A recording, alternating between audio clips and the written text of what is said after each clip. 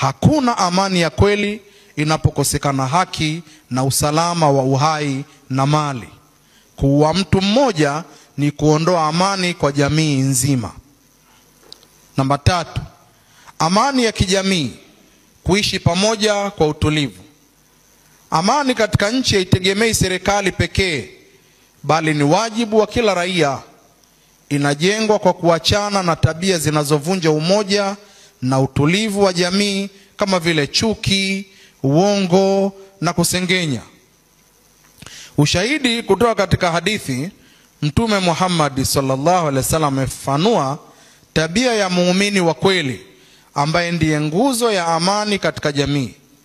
Je, nikujulisheni muumini ni nani?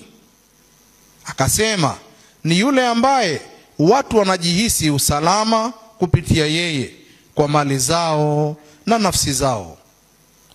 Ufafanuzi.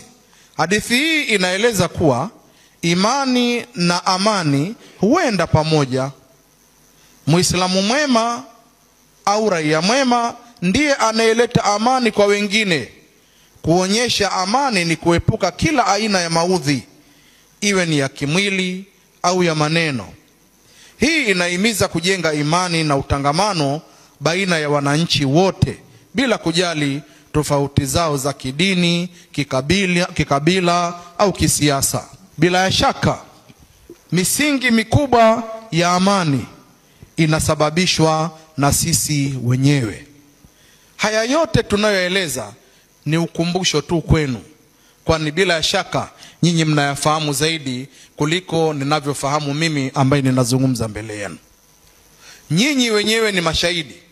Mmekuwa na amani ya mioyo yenu, na sababu kubwa imetufanya tumekaa hapa pia ni sababu ya kuwepo kwa amani.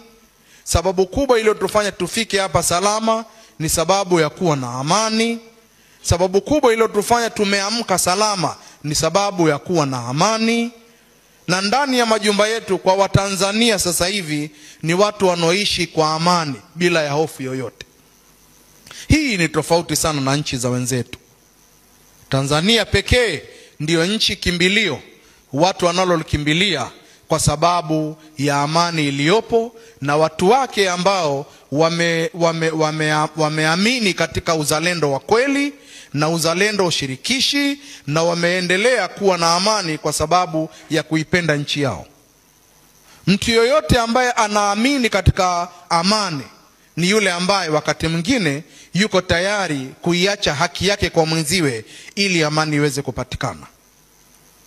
Nilikuwa naeleza siku moja, hata kichaa pia huwa anaipenda amani. Anapoanzisha vurugu wakati wowote ule na watu wakatokea kuamua kutaka kumpiga, unaona anakimbia na zile vurugu pia anaziacha. Huu ni ushahidi ambao unaonekana popote pale.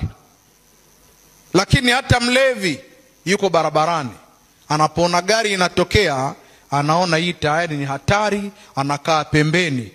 Japo huko mitaani ilikuwa akiwatukana sana watu, lakini anakimbia kwa kujiepusha asije akadhurika.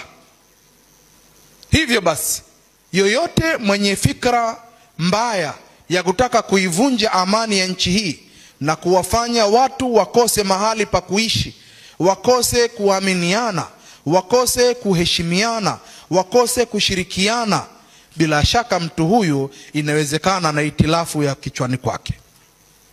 Kwa sababu haya ndiyo yametufanya tumeendelea kuuziana, tumeendelea kununuzana, tumeendelea kula pamoja, tumeendelea kukaa pamoja, na leo mnaona nyinyi mashahidi, tumekaa pamoja watu wa dini mbalimbali, tuko mahali pamoja. Neno letu moja, kauli yetu moja. Tunaelekea kwenye uchaguzi mkuu. Bila ya kufanya kazi kubwa ya kuitunza na kuienzi amani hii iliyopo, uchaguzi mkuu huu utatufanya tuikimbie nchi yetu, na uzalendo wetu utakuwa haupo tena, kwa sababu tulioshawishi na kusababisha amani kupotea kwenye nchi yetu ni sisi wenyewe. Tumeivunja amani yetu kwa mikono